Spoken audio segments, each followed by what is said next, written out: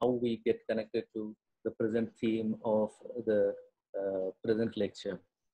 As I was mentioning before, even like there are certain concerns with which we have began this project, and these concerns are revisiting the classical texts. So one of the major aspects of any contemporary situation is if you are looking for some sort of concern, contemporary concern, how do you look for the solutions for such kind of a concern? One of the ways of looking for solutions to the contemporary concern is looking for resources which can help us in solving the concern. And these resources can be, as I was emphasizing, can be of two kinds. One is internal resources and the other could be external resources. And even if you have strong external resources, it is always good to have, or it is always better to have internal resources which would help us more strongly and more empathically to come out with a solution. Because then the solution and the problem would become an organic unity, and it would give a better kind of perspective.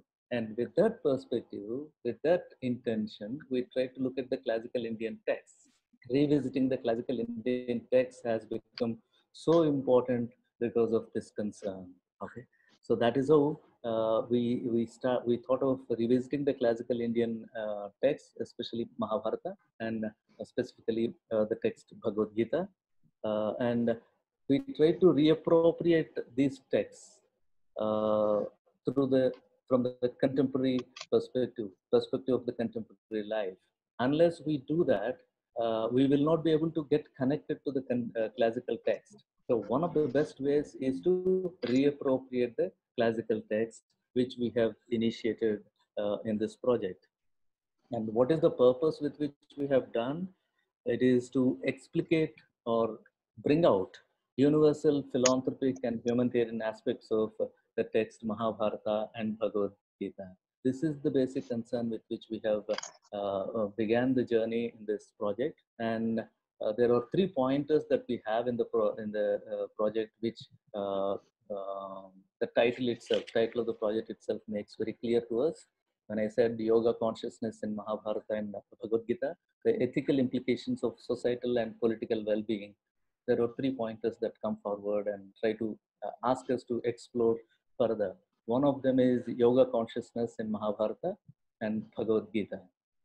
Basically, though we have philosophical systems like yoga, Patanjali Yoga Sutra, but there is one wonderful text called Bhagavad Gita, where all forms of yoga were discussed and elaborated quite well.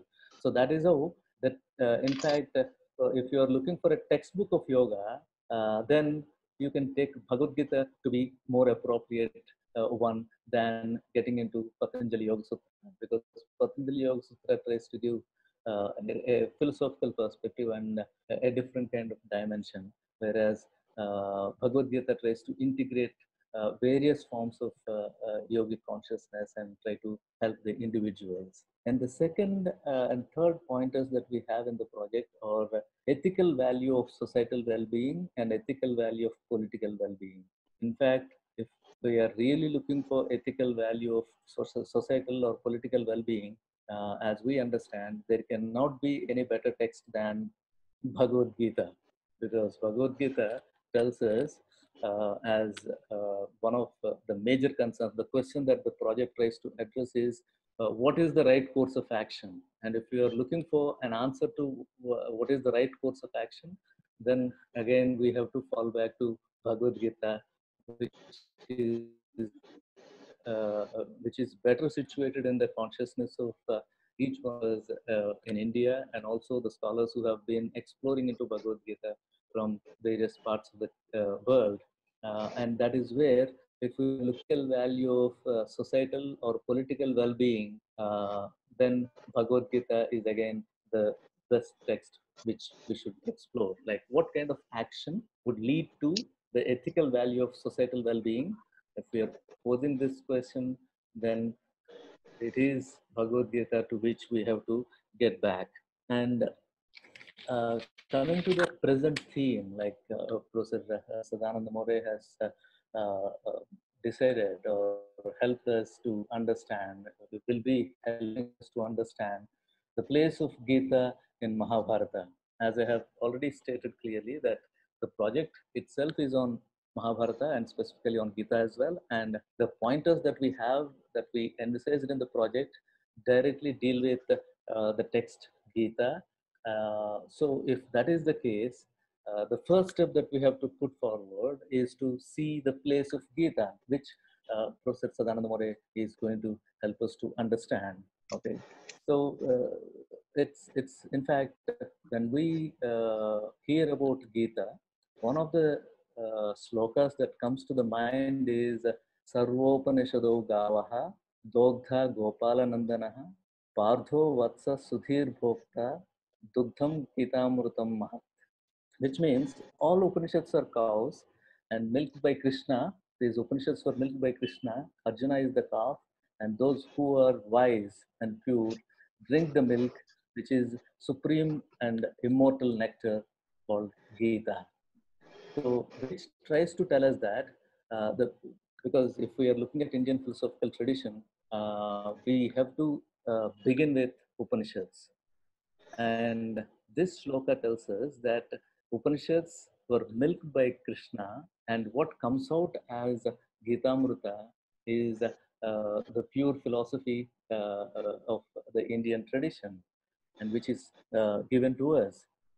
And this perennial and contemplative wisdom is very important for each one of us, especially in the present COVID-19 pandemic times, because it's a perennial wisdom and also contemplative wisdom. Because I'm trying to say this because uh, in the in the in the Puranic tradition, we find two instances where Gita estimation of Gita was provided in our tradition.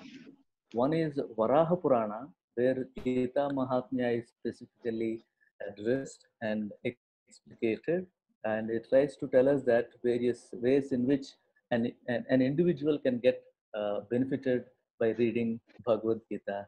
This aspect is stressed in this text, Purana, Varaha Purana. Okay, there is a separate section for Gita Mahatmya in that. And the second estimation, strongest estimation that we find in our tradition is Vaishnaviya Tantra Shastra, where Gita Dhyana is mentioned. And here about Gita Dhyana, Gita taken as a cognitive wisdom.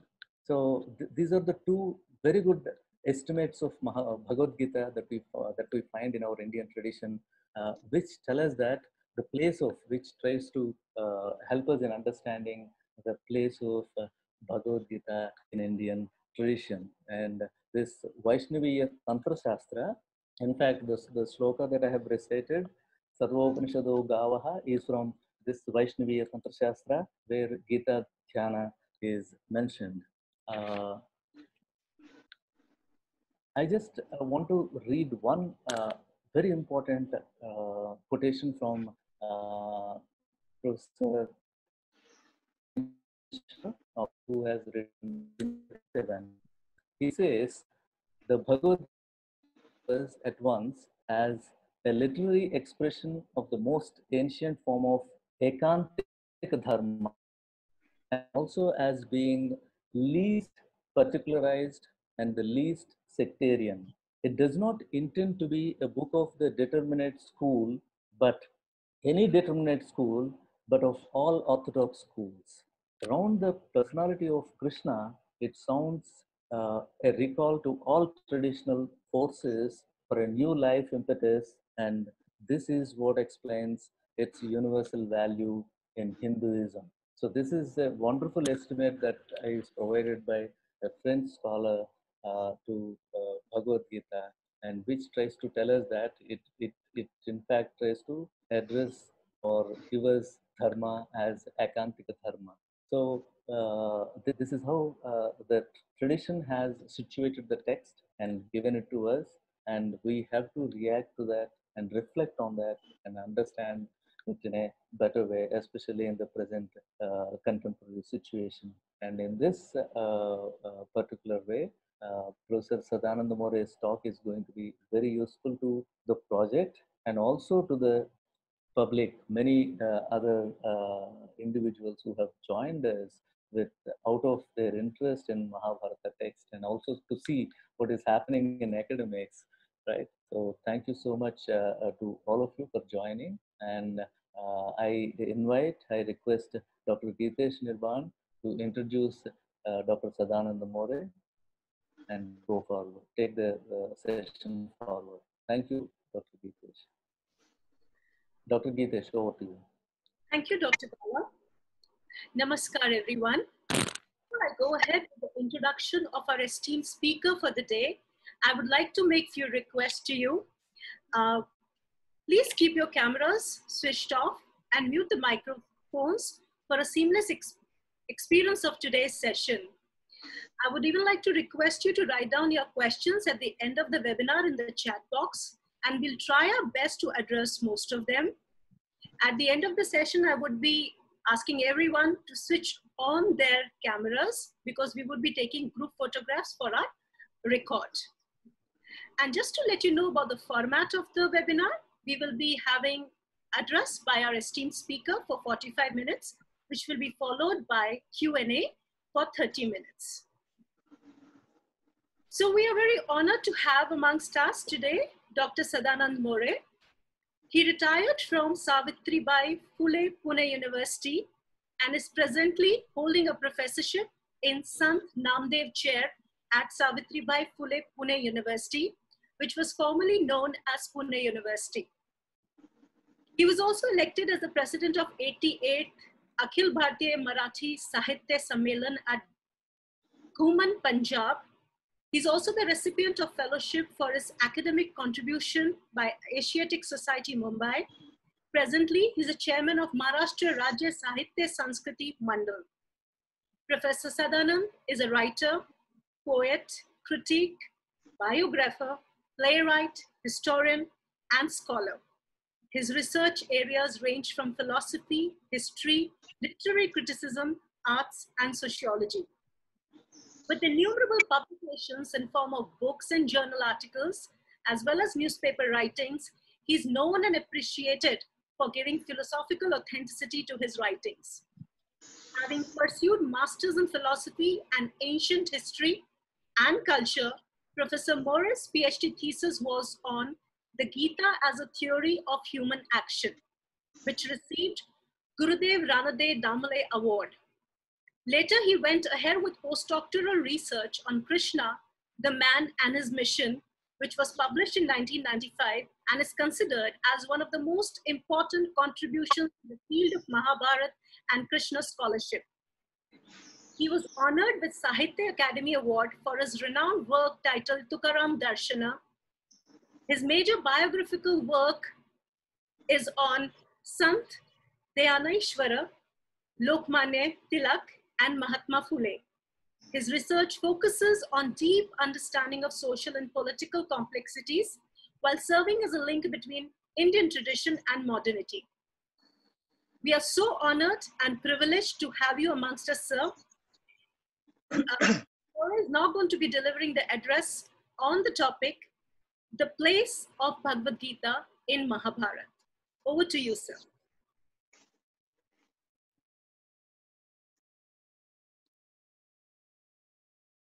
Dr. Bala, Dr. Geetesh, and friends. Good afternoon, everybody. I am deeply obliged in myself presenting before you some thoughts on Bhagavad Gita and Mahabharata. And let me thank this academic institution and organization for inviting me to deliver this talk. When we discuss the place of the Gita in the Mahabharata, we are all aware that although almost everybody of us in India is aware, and everybody of us almost is inclined to treat the Gita as a kind of religious text, authentic text on par with Bible or Quran. A kind of reverence is there, a kind of authenticity is there, and so on and so forth. But we hardly think of the relationship between the Mahabharata and the Gita. Although we do know that, really speaking, Gita is not an independent treatise in itself. It's not an independent text. It's a part and parcel of the Mahabharata. And as we know, Mahabharata is a kind of story, a kind of narration of the war, the great war, as the very name indicates, between the two sections of the same, you can say, family, a clan at the most, the Kaurava. And they are divided into the Kauravas and the Pandavas, as you know. And there was some dispute, etc., etc. We need not go into the detail of the story. But then ultimately it came to war itself. And that was very disastrous war. We can say that it was a kind of, in that context, it almost a kind of world war, so far as the India is concerned. And Maharshi Vyasa wrote that great work, Mahabharata. In that Mahabharata, there figures the text called the Bhagavad Gita, or the Gita in short, which consists of 18 chapters. But let me remind you one very important thing, that these 18 chapters are not independent chapters as such. They are ordered as the chapters 1 to 18, that is Adhyay 1 to 18. But when we go to Mahabharata, we will find that it is actually included, or it is a part and parcel of Bhishma Parva of Mahabharata. So the original text of Mahabharata will not give you the Bhagavad Gita, the chapters numbered as from 1 to 18. But you will find that number is given to the chapters according to the chapters in that Parva itself, the Bhishma Parva itself. Now, this is all right. I mean, we have no issue on that. It is very, I mean, we can welcome that well. The text was so important, definitely. People soon came to realize importance of that text. And sometimes or the other, that text was distracted from the Mahabharata. And then it started being honored to that extent, being revered and almost treated as a kind of religious authentic text, the Praman Grantha, sacred text of the religion itself. So this is how it goes historically. Of course, there are some people who would say that, well, it was written independently and that it was inserted in the Mahabharata. There are some such disputes, and we don't want to go into the deep waters of those disputes. But my point is that Mahabharata is a part and parcel, inseparable part and parcel. The Gita is inseparable part and parcel of the larger text called Mahabharata. Okay, later on, for some or the other, or some reason or the other, it came to be separated from its original context, that is Mahabharata, and it was then respected and revered and treated as, now Professor Bala quoted the Gita Mahatmya from Varaha Purana, where Gita is treated as Upanishad. Now look at, Gita is not an Upanishad, really speaking. What is the status of the Gita so far as the tradition is concerned? We know this Vedic religion, which was later on called the Hindu religion, has some kind of vyavastha of pramanya, the system of pramanya, of authenticity. Now that system consists of what is called the Pramanya of the Vedas, Veda Pramanya. Now this Veda Pramanya, further you can further explain it so in such a way that, well, there are Shrutis.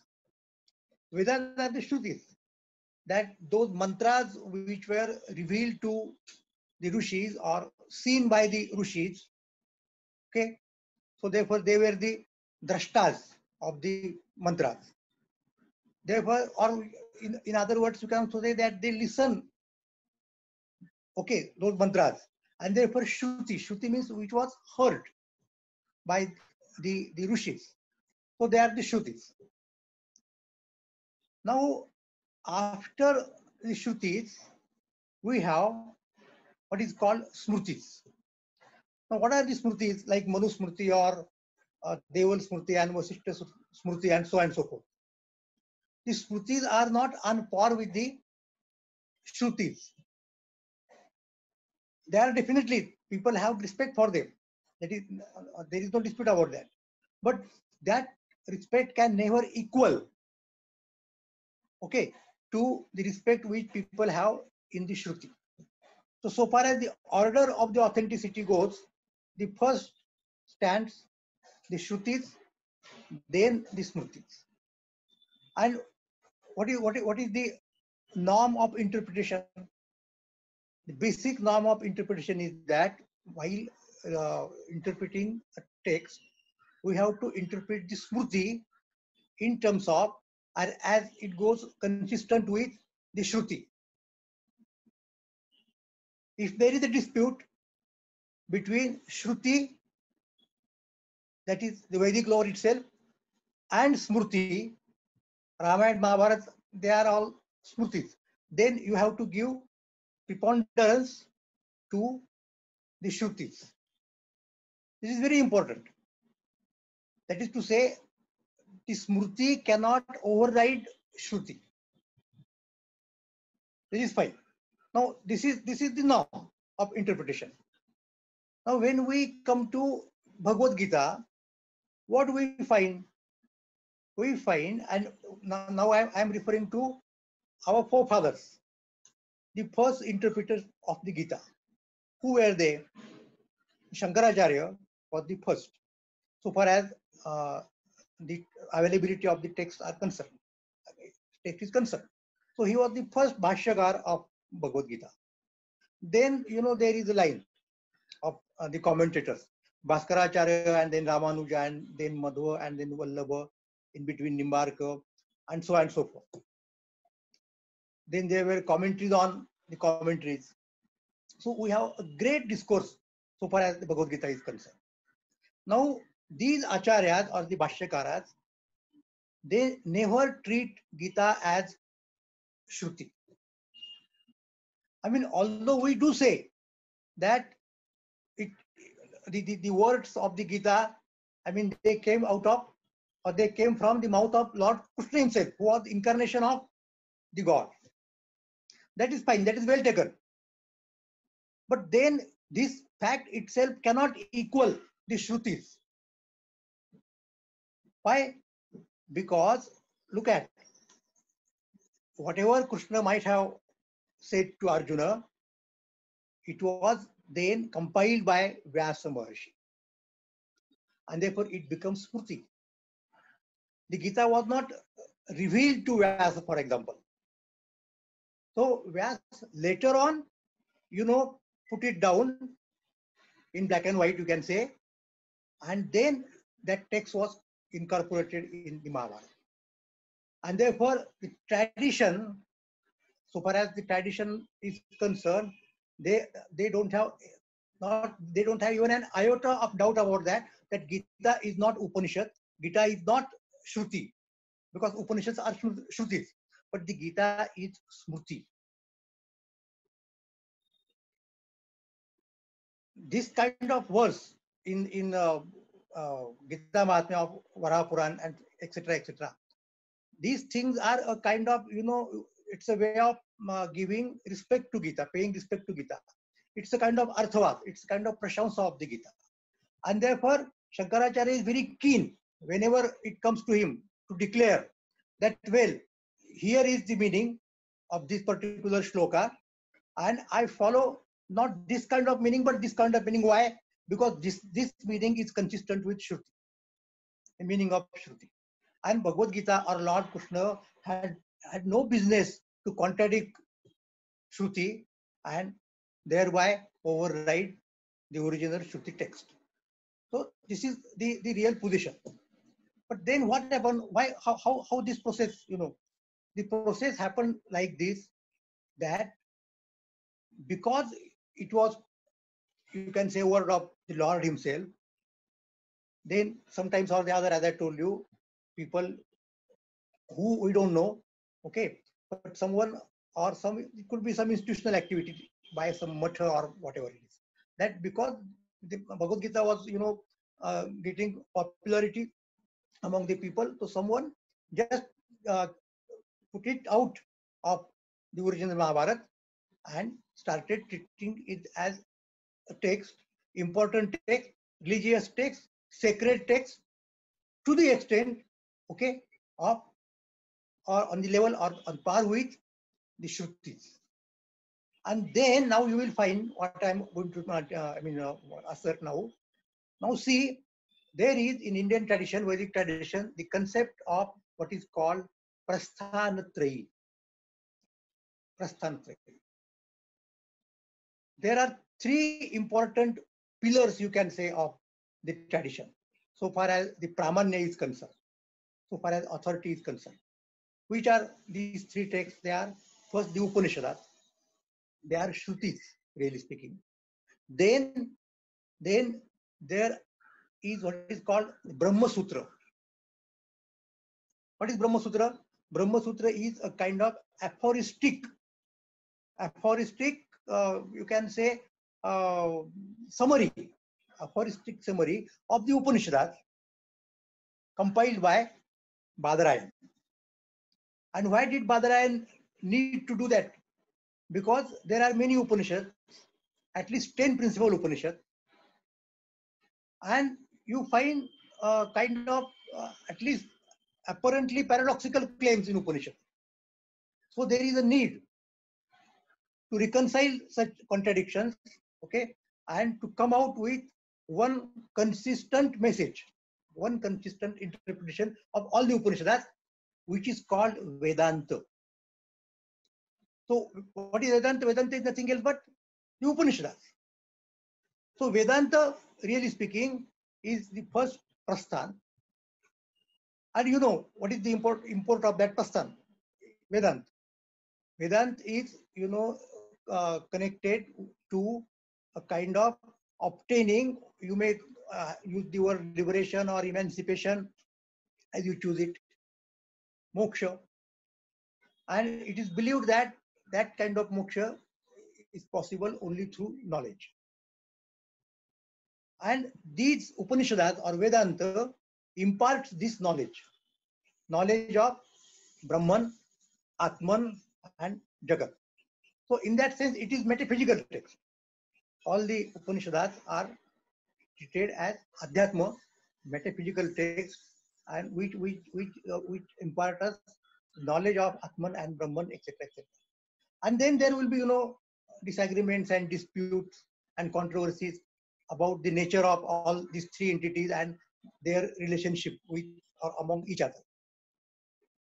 And then we find Advaita Vedanta and Vishishtadvaita and Shuddhadvaita and Dvaita and so on and so forth. But what is the basic subject matter of the Vedanta, the Upanishad? It is the nature of Brahman in particular, Atman, and therefore Shankara Badarayana's text would be recognized as Sharira Bhashya, the entity which is in the Sharira, that is Atman itself.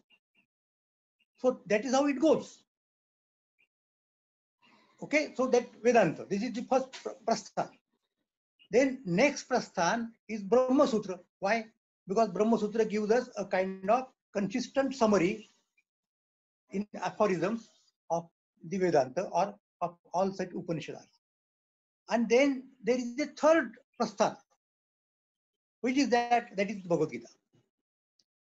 Now we can definitely comment on this phenomenon that although the Gita is not look at Shruti, and it is not given the status of Upanishad or Shruti by the tradition, nevertheless, as it was included in Prasthantraya, to that extent, it is treated as, a kind of Upanishad.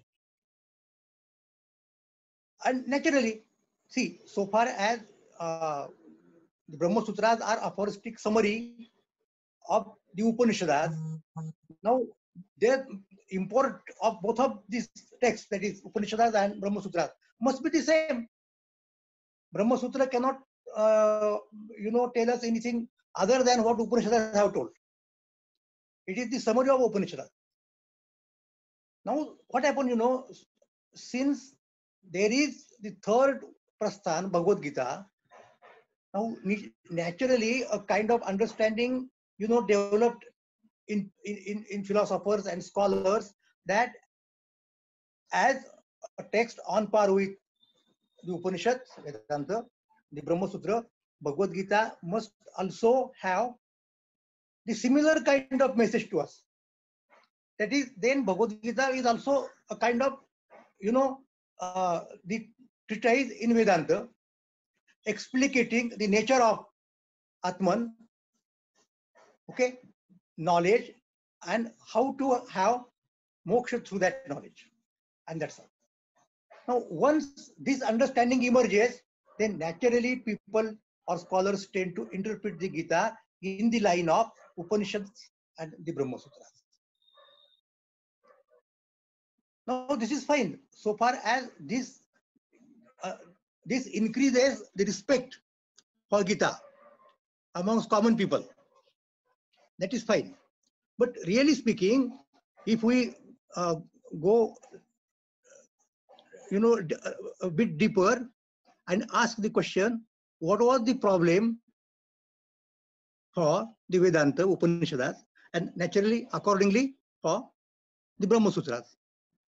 It was how to obtain moksha through knowledge. Or one could say through devotion, etc. That will do. That is not the problem. But what is the problem of Bhagavad Gita? Is it the same problem? This question must be asked. And where is that problem? Who has spelled out the problem of Bhagavad Gita, really speaking? And let me point out to you at this juncture that the problem of Bhagavad Gita is the problem posed by Arjuna himself. It is there, very much present in the very first chapter of the Bhagavad Gita.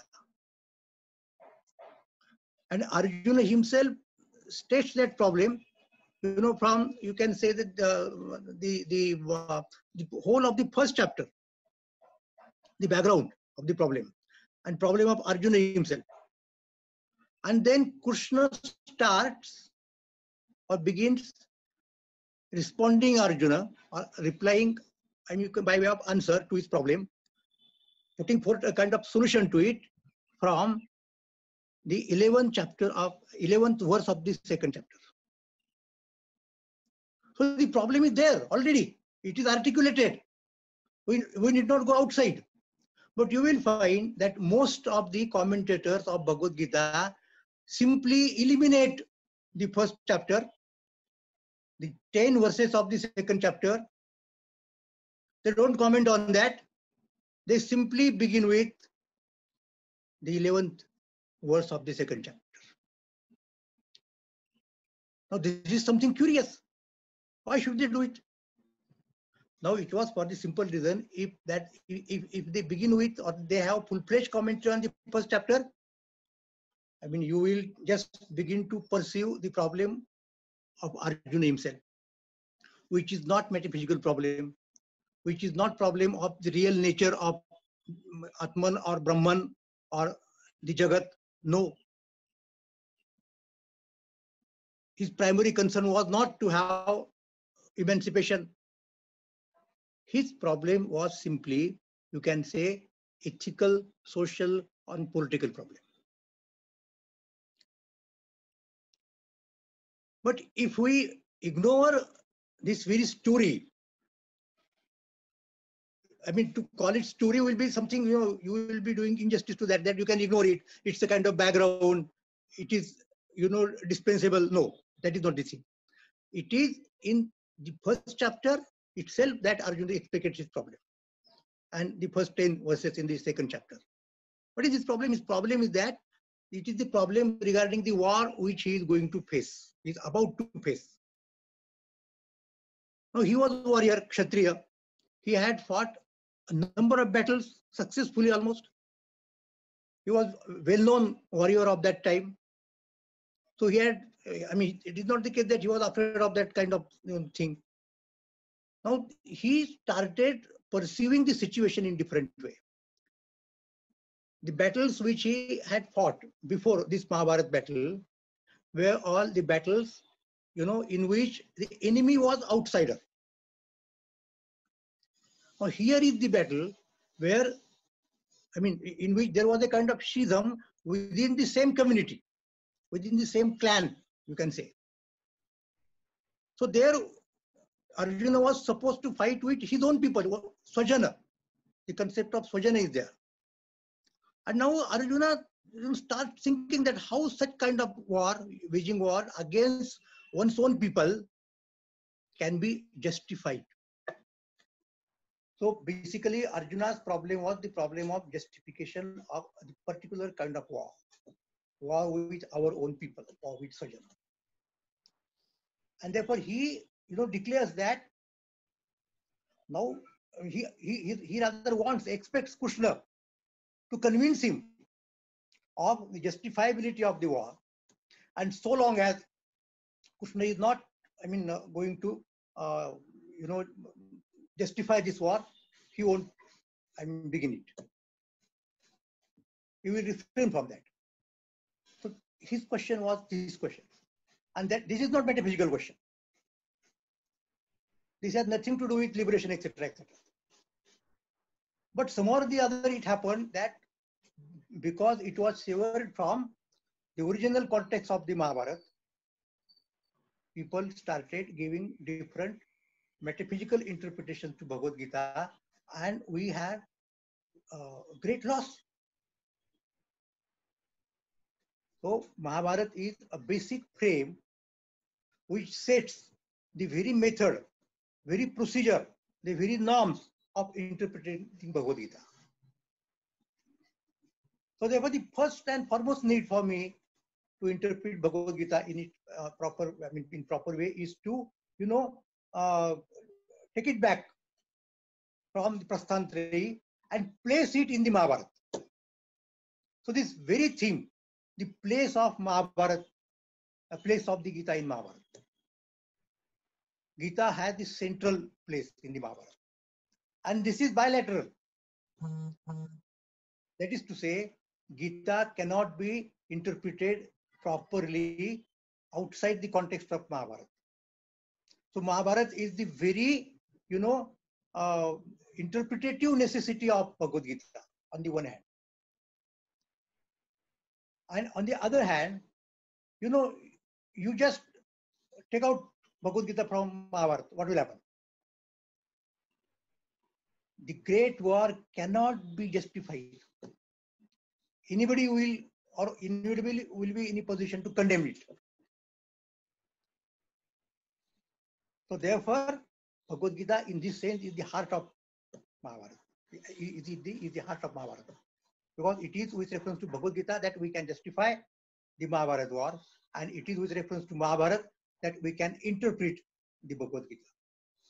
So this is how there is a very, inextricable relationship between Bhagavad Gita and the Mahabharata. So we will have to dispense with this kind of dogma of what is called the Prasthantrayee and treat Gita within by placing it in its proper context, that is the Mahabharata itself. Now, so far so good. This is a kind of interpretive principle which I have talked about. Now, how to do it? Very simple. Say, what will happen? Suppose there are a number of words, you can enlist the words. There are some concepts in Bhagavad Gita. Now, if you want to interpret the particular concept of Bhagavad Gita, you should not interpret it with reference to those concepts or such concepts in Upanishad or in Brahma Sutra. We should refer to Mahabharata.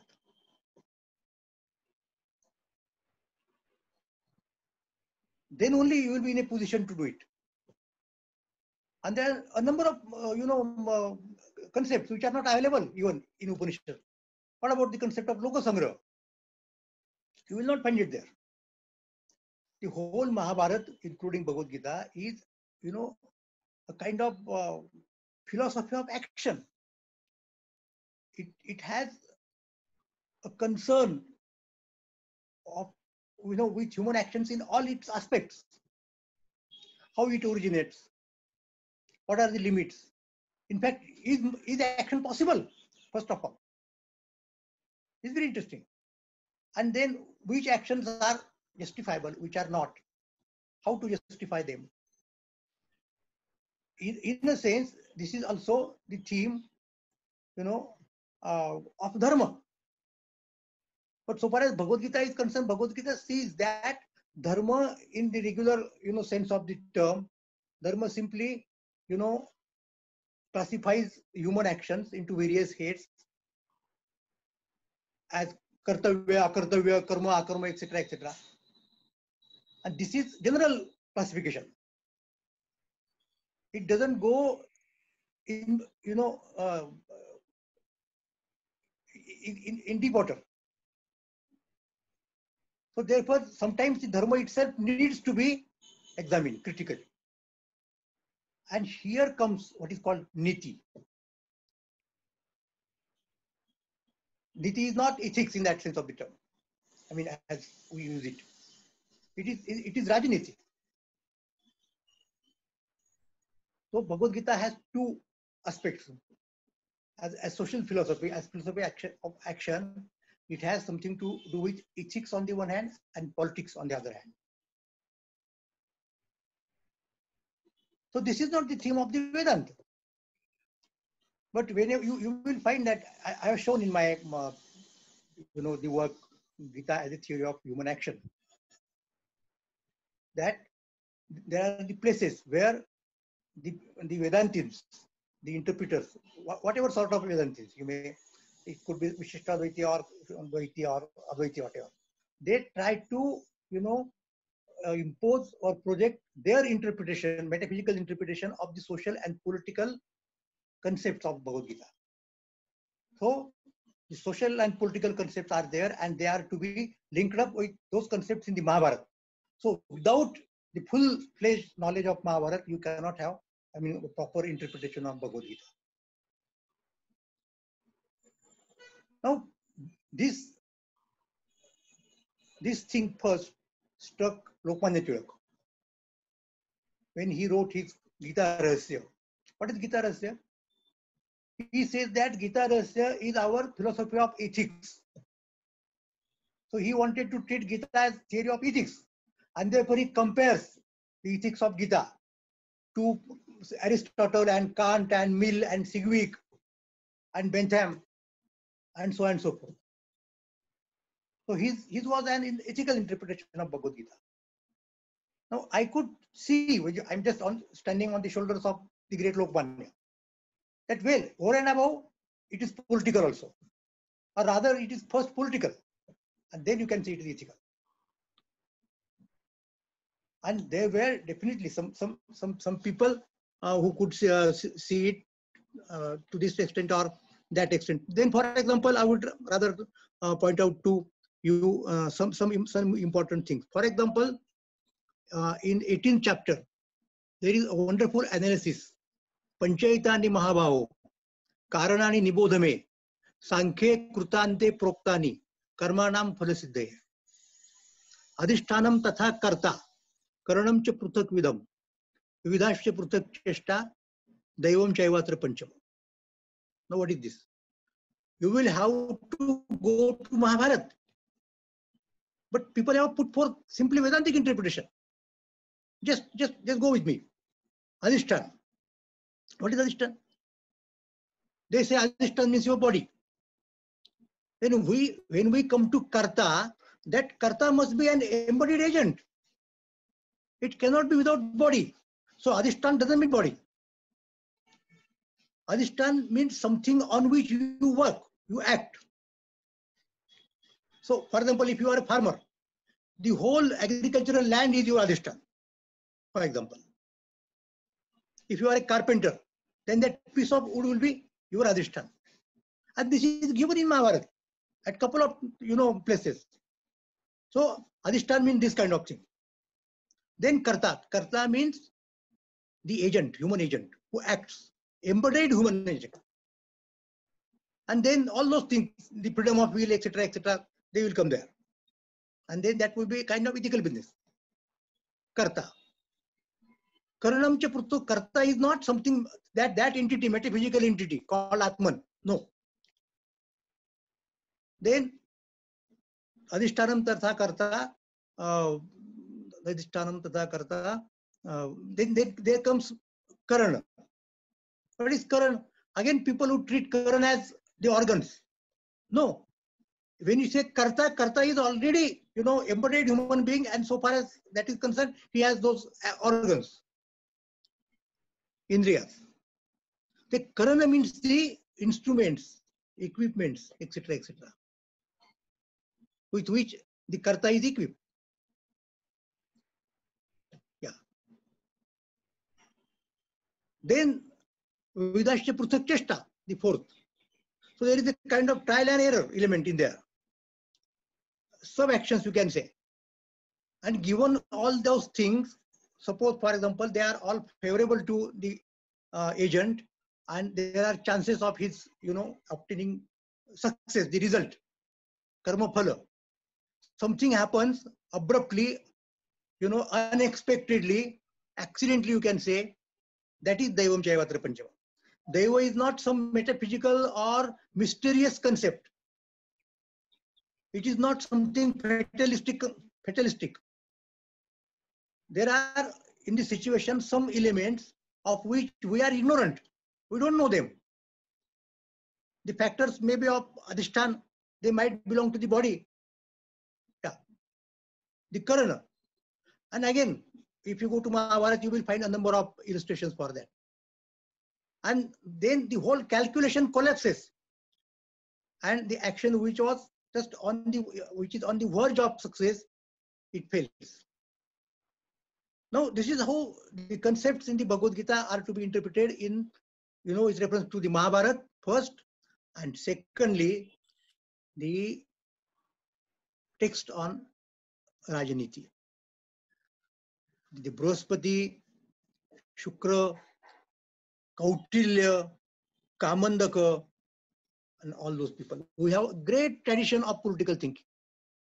So without taking into account, without referring to them, these people, the political text, you cannot interpret Bhagavad Gita. So Mahabharata is must for interpreting Gita. Okay, so that was the insight of Lokmanya Tilak when he just saw the ethical element in that. And for me, going a step ahead, it is political. Just for example, the term akarta. I will just take this example and then I will stop my presentation. What is that? Akarta.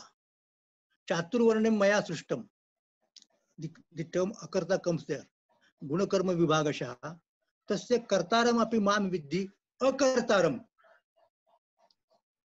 And now look at the tradition. The tradition has interpreted the term akarta, pointing out that, well, the Lord himself has created this system of the four varnas, but in spite of his doing it, he being creator, in spite of that, it doesn't touch him. He remains unaffected by that, and that is akarta. Now fine, if it is metaphysics, then it will work. But it is not metaphysics. It is political philosophy. And then you have to go to Kautilya and Kamandaka. When, for example, Kamandaka says that what are the characteristics required for the envoy? one whom the king sends to the court of the other one, other king, other ruler. That envoy. And there are chapters in these texts. What are the characteristics of the Duta? What are the kinds of the Duta? And one text says that he should be, that envoy should be Akarta Vairanam. Akarta means undoer. The envoy should be such that he should, he should, all end the enmity between the two rulers, so to say. Akarta Vairanam. So undoer. So the thing is that if the Lord is the Nirmika, creator of, he has created that kind of system, he will also undo that if he wants, or if it requires to be done.